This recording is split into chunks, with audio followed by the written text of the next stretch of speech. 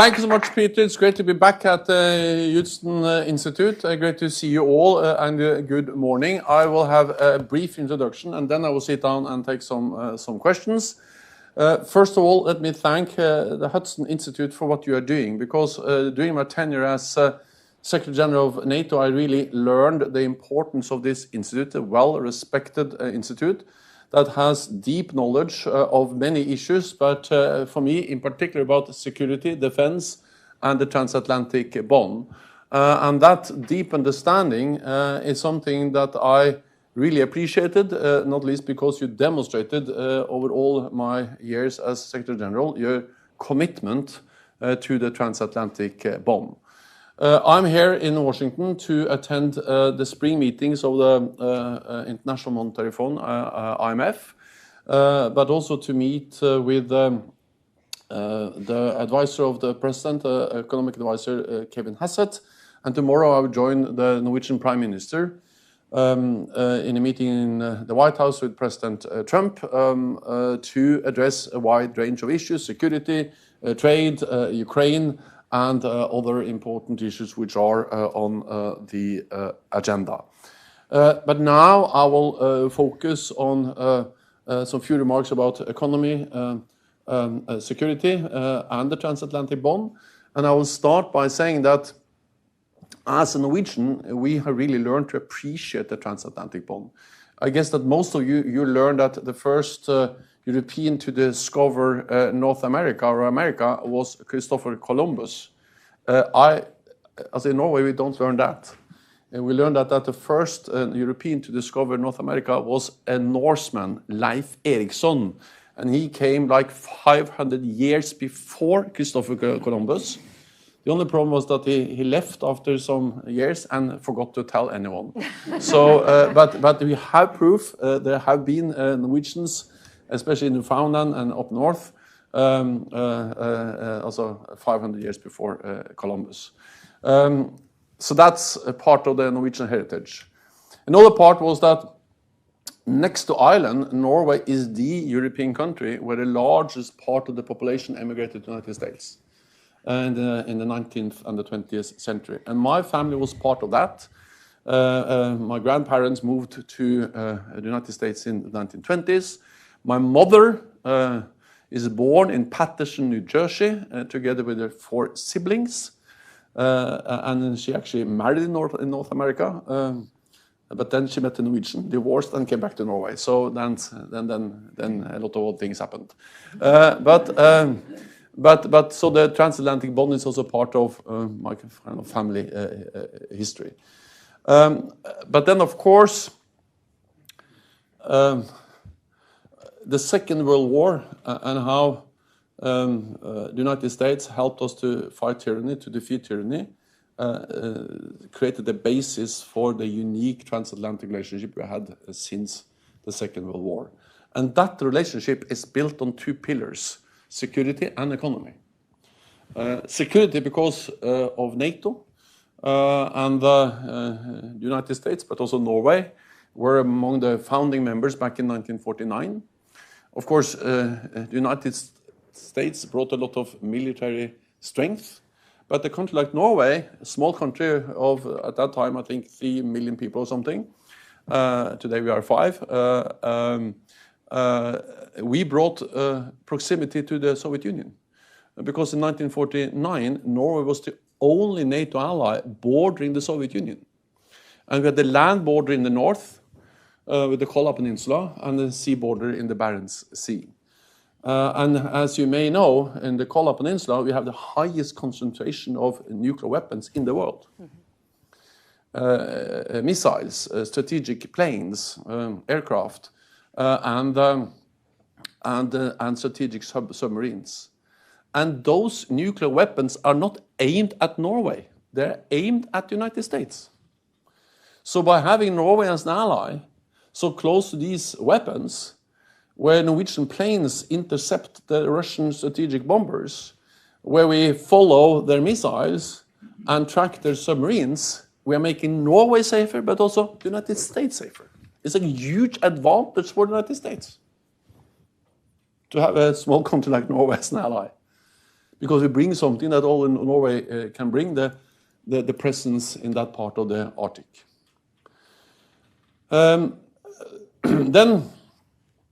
So my message is that yes, of course, NATO, the Transatlantic Security Bond, is important for Europe, but it's also important for the United States. And when I worked with President Trump in his first tenure as Secretary General, when I was president and he was president, I was a Secretary General, then that was my main message, that that it is in the interest of the United States to keep the alliance strong, to have more than 30 friends and allies. Then Russia, China doesn't have anything like that. And of course, there are concerns in the United States about the strength and the growth of China. But the more concerned you are about China, the more you should be focused on keeping your friends and allies close.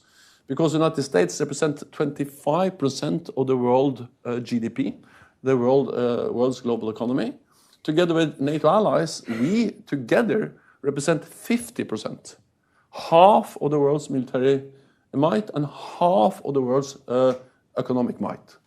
So it's 50% of the world GDP and 50% of the world's military spending together. So this makes, again, the United States stronger. Then it has been a fair complaint from the United States that European allies have not paid their fair share. And therefore we made the decision back in 2014 that all allies should spend 2% of GDP on defense. At that time, only 3 allies spent 3% of GDP on defense. Last year, it was 23 allies. And more and more allies are actually exceeding the 2% and are now at 2.5%, 3%, and some actually at 4%. US is not now the biggest spender measured as percentage of GDP anymore. I think it's Poland and maybe one of the Baltic countries. And this year, I expect even more countries to exceed the 2% and even more countries to actually spend more than 3% of GDP on defense. So this is not the time to weaken the security pillar of the transatlantic bond. When actually Europeans are stepping up in a more dangerous world, it's even more important for Europe and for America to keep together, to stand together, and to maintain this unique military alliance. The other pillar is actually very linked to the security, and that's also reflected in the founding treaty of NATO. Article 2 of the Washington Treaty is about the importance of economic interaction, trade, economic cooperation between NATO allies to make us stronger. And the West, NATO didn't win the Cold War because we fought a hot war with Russia or the Soviet Union.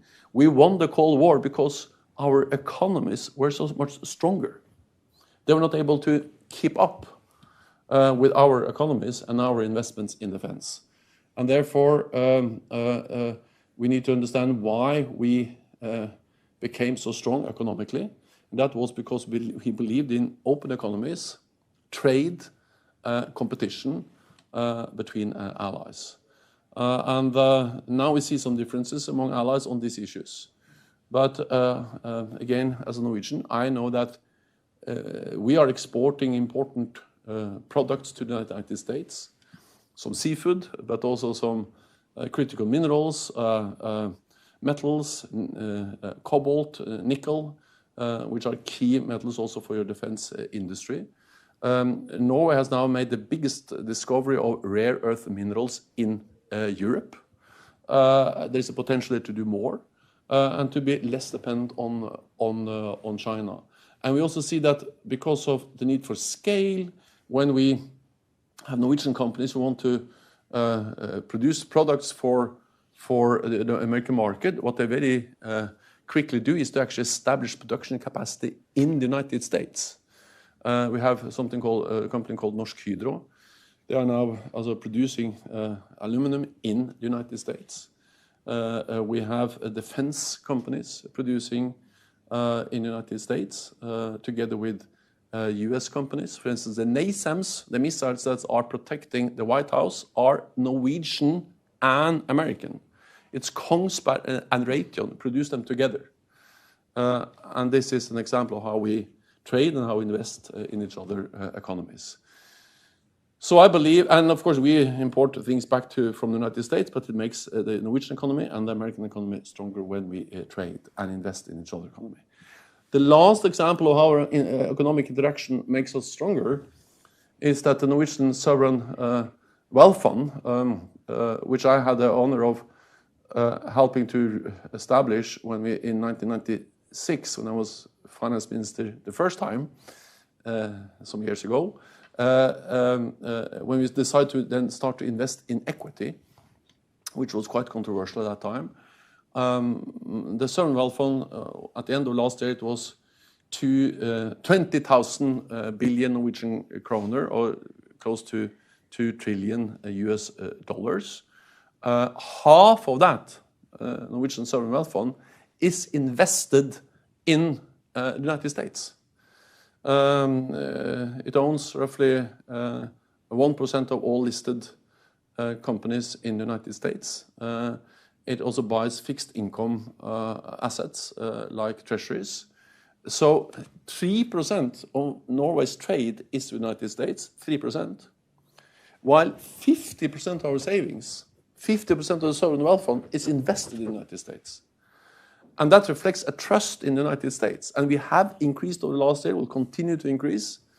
And that reflects a trust in the United States, which demonstrates how important the United States is for Norway, but also how important Norway is for the United States, that we are investing so heavily in this country. So we believe in the trust, we believe in the bond, we believe in the partnership between Europe and North America and between Norway and the United States. Thank you.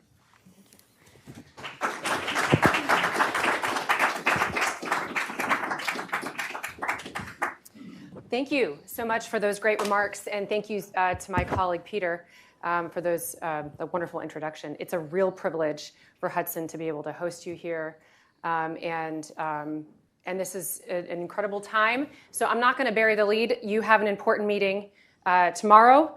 Peter had alluded to it, important meetings here in Washington.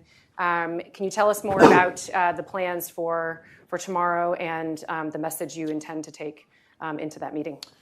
So first of all, I look forward to meet President Trump together with the Norwegian Prime Minister. I will also meet the Norwegian Prime Minister tonight and tomorrow morning. We will go through the details of the agenda. But when I spoke with the Prime Minister before I left Oslo, of course we expect to discuss at least 4 issues. One is security, including NATO. I will tell more or less the same story I told now about the mutual benefit of NATO for North America and for Europe, and that is in the US interest to have a strong NATO. This is something President Trump and I discussed extensively before. I guess we'll address some of the same messages this time. Then I actually forgot to in my introduction to also say that the other issue on security we'll discuss is Ukraine. My message is that we need to support Ukraine because it is in our security interest to support Ukraine. We are safer when Ukraine prevails. Therefore, one of the first decisions I had the honor of be part of as a new Minister of Finance in February in Norway was actually to triple the Norwegian military support to Ukraine. We are now allocating also close to $8 billion US dollars for Ukraine, which is quite a substantial amount of money for a country of 5.5 million people.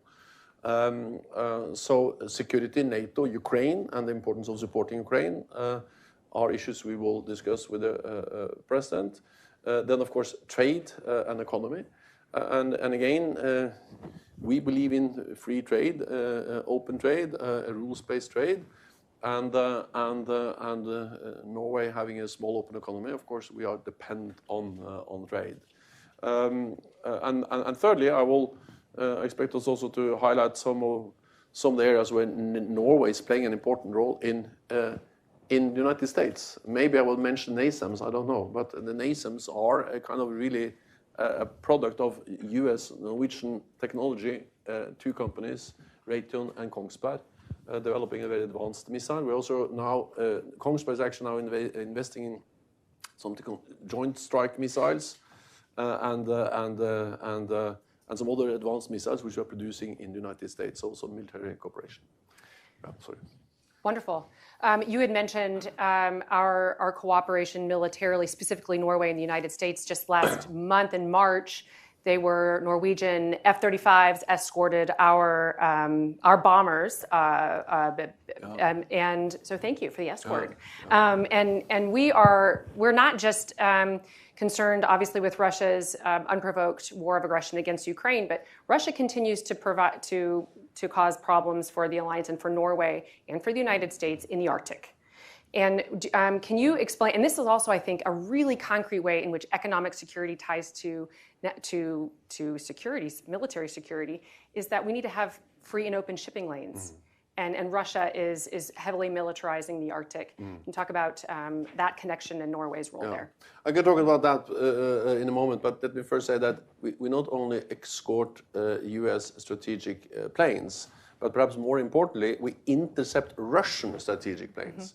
And we have a picture. It's a beautiful picture. The ambassador has it. I think it's the first interception of a Russian strategic plane bomber up in the Arctic or the Barents Sea, done by a F-35, a Norwegian F-35, which are excellent planes. And one of the things that make the F-35 so excellent is that they have technology and ability to share information real time with the So this is actually the unique thing with this one is that it's a Norwegian F-35, first time ever F-35 intercepts a Russian bomber up there in the high Arctic. So we like to escort US planes, but even more important is to intercept the Russian planes. And we do this up in the high north. And of course, the high north is important, as you said, for strategic reasons. I had the privilege as NATO Secretary General to visit NORAD in the United States, but perhaps even more importantly in north of Canada. And we have the radars, we have the sensors, we have all the systems to protect against Russian missiles. Because if you look at the globus, not on the map, then you understand that the shortest way from Russia, route from Russia to the United States is not via Frankfurt Airport or something. It's over the North Pole. Right.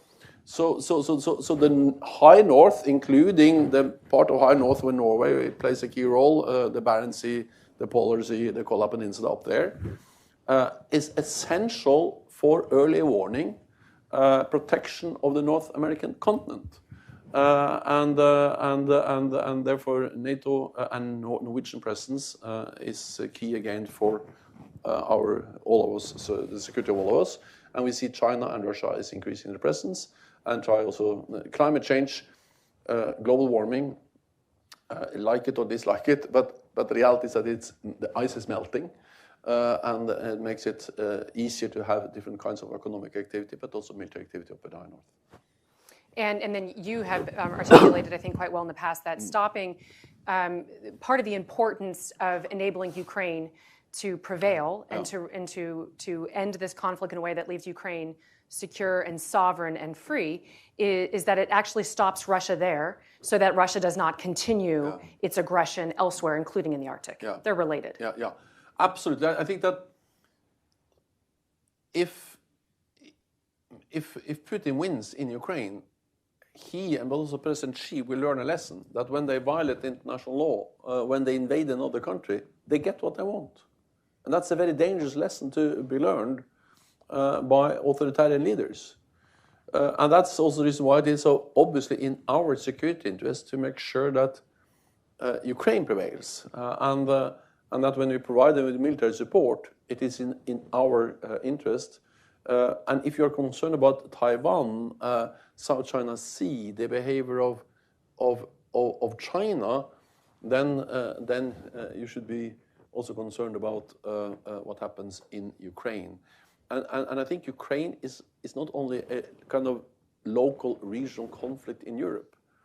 You have to look at who are supporting Russia. it's Iran with drones. It's North Korea with enormous amounts of ammunition and soldiers. But then China is the main enabler of the Russian war economy. And they do that because they don't want Ukraine to prevail. And therefore, this is much more than only a regional issue in Europe. It's a global issue about whether democracy, rule of law will prevail or autocracy. One of the comments that you made in your farewell address as Secretary General of NATO, one of the comments you said was that freedom is more important than free trade. Yeah. But then you bookend that. At the same time, this is important. Security cannot be an excuse to introduce protectionist measures against friends and allies. So in the first warning, you're specifically talking about European allies thinking that free trade meant that they could continue investments, which resulted in dependency on our adversaries, Russians. Can you talk more about that? And then also the warning and then about China. Yeah, no, I think we have to understand the difference between friends and enemies. And I also have to start by admitting that in the 1990s, when I was Minister for Industry and Energy in Norway and later Minister for Finance, I was part of a kind of global surge in the trust in free trade all over the world. So we thought that including China in the global economy, trade more with Russia was good. Partly because we thought it was good for commercial reasons. We had big markets, a lot of commodities into the world market, and not least by getting China into the world economy. But also because we believe that the more we trade with these countries, they would gradually become more democratic. We thought that free trade actually was a way to create freedom. We were wrong, and I cannot tell you exactly when I understood that. But sometime during the beginning of the 2000s, we realized that, for instance, being dependent on Russian gas, not Norway because we have our own gas, but for Europe, was dangerous. But until the full-fledged invasion of Ukraine in 2022, most European leaders thought that buying gas from Russia was a commercial issue. It was an issue about free trade. It wasn't a political issue. But then the United States, but also some other European allies, countries said that, no, buying gas from Russia is a political issue. You cannot leave that to business. It's about our security. And now we are in a we should not repeat the same mistake with China to be vulnerable to depend on their rare earth minerals or specific commodities. And this is part about what we buy from China. We should not be vulnerable, expose ourselves for coercion from them. We should not sell key technology to them that they can use against us. And we should not allow them to control key infrastructure in our countries. Back in 2019, during my tenure as Secretary General of NATO, was a big discussion in Europe whether we should allow Huawei to control the 5G network. And again, some said this is a commercial issue, we leave it to the companies. You have to trust the market. Others said, no, this is not a commercial issue, it's a political issue. But then I have to admit that there is a fine balance, because we will not isolate China, we'll continue to trade with China. So there is this balance between some trade, but not too much trade, some investments, but not too many investments. And that's a difficult balance to strike. But if you are not aware of that, you have to find a balance, you will be off balance. You will be in the wrong place, as many of us were at least some decades ago, where we thought that the more we trade with China and Russia, the better. That's not the case. So therefore, to try to answer your question, one thing is to restrict in different ways trade with authoritarian regimes that can use the trade to coerce us, or to utilize technology against us, or to control critical infrastructure. That's dangerous. But the more we restrict trade with the authoritarian countries, the more we should be in favor of trade between democratic, open societies, friends and allies. And therefore we need to distinguish between friends and foes. And you've also been, I think you in your role at NATO, and then President Trump really urging NATO allies to spend more on defense and security. But the other point that you've made on the financial side, though, is that it's going to require trade-offs, because as you increase defense spending, as Russia continues to be an acute and chronic threat to the alliance, even after we enable Ukraine to prevail in some sense at the end of this war, it's going to continue to be a threat. Then the alliance has to do more, share more of the burden with the United States. There's going to be trade-offs.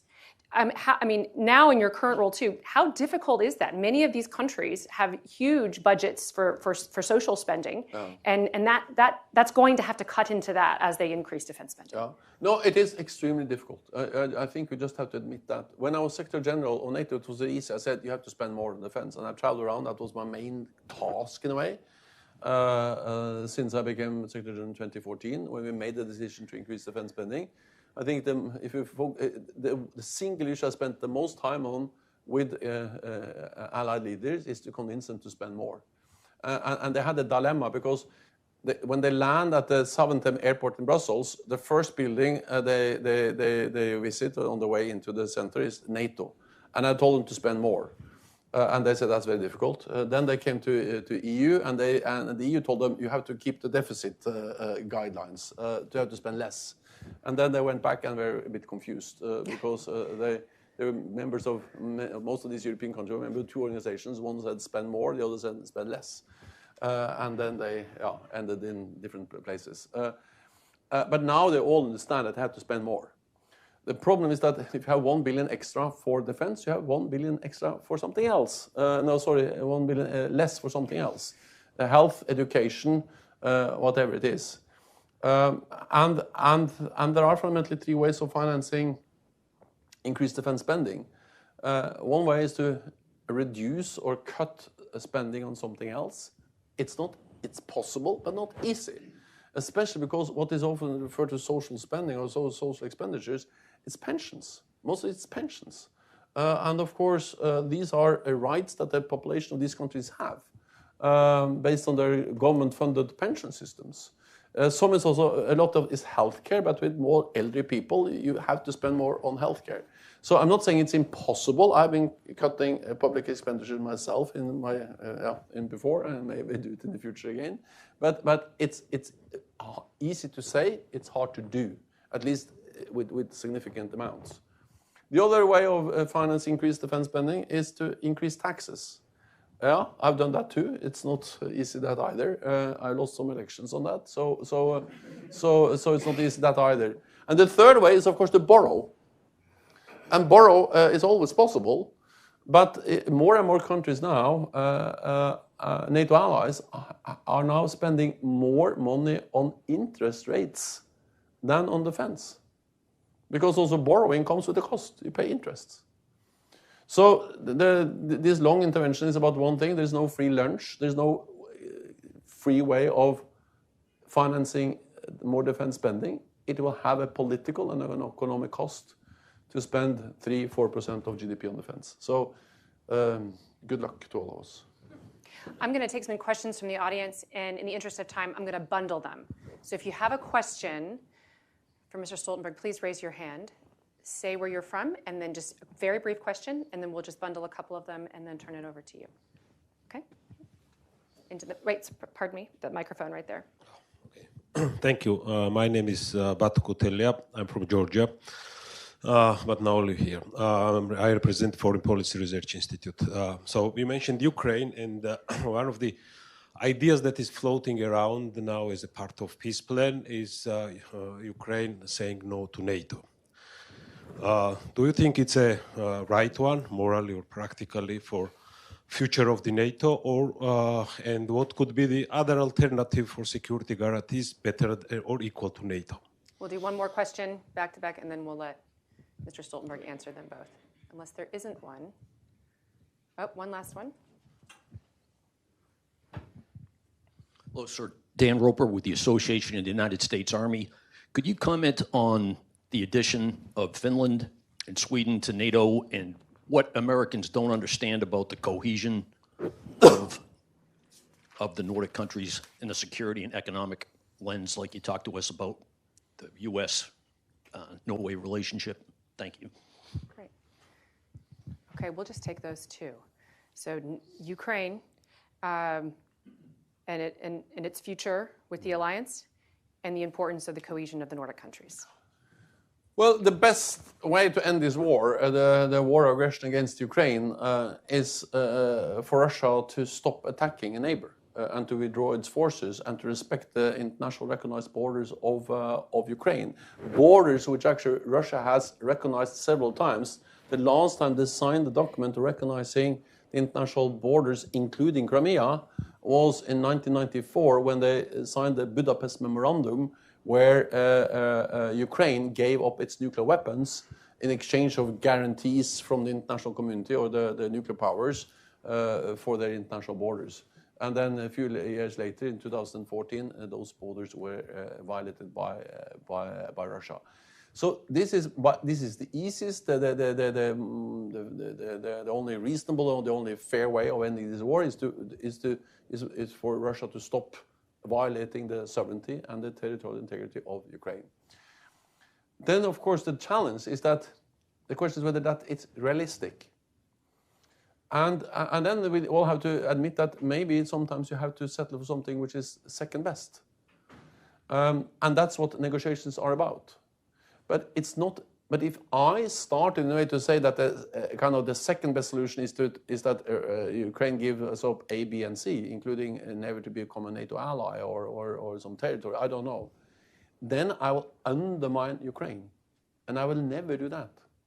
What I will say is that we need to make them as strong as possible on the battlefield, because the stronger they are on the battlefield, the stronger they will be around the negotiating table. And of course, ideally they should give up nothing, because they are attacked. If they have to give up something, it should be as little as possible, and it's only Ukraine that can make those decisions. So that's my way of not answering your question, because if for instance, membership of NATO, well, membership of NATO is a right of every democratic European country to become a member if they so want, and allies accept them as members. Russia should not decide whether countries can join or not join a military alliance. Some are saying that we have provoked Russia by admitting the Baltic countries, Poland, the former Warsaw Pact members, into NATO. Well, it's not an aggressive action by NATO. It was these countries that decided when they got their independence that they wanted to join NATO. It's not NATO pushing them in, it's them asking to become members. And we allowed them in when they met the different criteria. And this idea that if a small country, Latvia or Lithuania, joins NATO, it's a threat against Russia, so we should not allow them, is the same to say that we have reinstituted spheres of influence where big powers like Russia decides what smaller neighbors can do. And I'm coming from a small country, Norway, bordering Russia. And I'm very happy that Washington and London and the big powers in NATO in 1949 didn't say, and Joseph Stalin, he said there was a provocation against Russia that Norway joined NATO because we were so close to them. But I'm happy that Washington said, no, it's for Norway to decide. So if Norway had the right to join NATO in 1949, of course, Latvia, Lithuania, and at some stage, Ukraine in the future should also have that right. So I will never argue in favor of that right, but sometimes you end up in a situation we have to settle for something which is second best, because that's the only settlement you can get. But the less they have to give, the better. And the way to ensure that is to give military support to Ukraine. Then that's actually a way to move over to Finland and Sweden, because Finland, they fought bravely against the Red Army in 1939 in the Winter War. They have to settle for the second best solution. They gave up 10% of their territory. They gave up the second largest Finnish city, Viborg. And hundreds of thousands, perhaps millions of Finns had to move. But they got the border. And then, when was that? In 2023, they joined NATO. And then Sweden joined in 24. I'm correct now, yeah. I should remember because I was part of it, but yeah. And then Sweden joined. And with Sweden and Finland in NATO, the Nordic region is part of the same security structures for the first time since the Kalmar Union in the 15th century. So we have been, as the Nordics, we have been fighting each other for the big Nordic War, the small Nordic War, the Napoleonic Wars. We have been, last time Sweden was at war, it was against Norway. And they occupied us and invaded us in 1814 and controlled us until 1905. So the Nordic country has been a quite violent region, but now we are the best friends, total peace. And for me, the Nordic region demonstrates in a way that countries that have been fighting each other for centuries can be friends. You have France, Germany in Europe, you have other examples. So it's not given by nature that Russia has to be an enemy. In the future, they can become a friend. So I don't know whether I answered your question, but I'm just trying to say that the Nordic countries are now more united, more together, and that actually also strengthens the security not only of the individual Nordic countries, but also the whole alliance. Together, for instance, the Nordic countries have an air force of 250 fighter planes. It's a kind of significant capacity. And most of them are F-35s. We have the Finnish army is well trained, well equipped. We are training together. We are acting together inside the NATO framework. So for me, it's just yet another example of how a strong Nordic region in NATO is good for the Nordic region. It's good for Europe, but also good for the United States. And I'll just close out by saying thank you. Thank you for your leadership. The American people benefit so much from our alliance with Norway, from the alliance with NATO. Our security, freedom, and prosperity is made stronger when our alliance is stronger. And so we're thankful for that. And we're especially thankful for your leadership. And we wish you all the best in your meetings tomorrow. So thank you for being here. Thanks, Rebecca. Thank you. Thank you. Thank you. Thank you. Great. We'll get this way. We'll get you a microphone. I'll give this to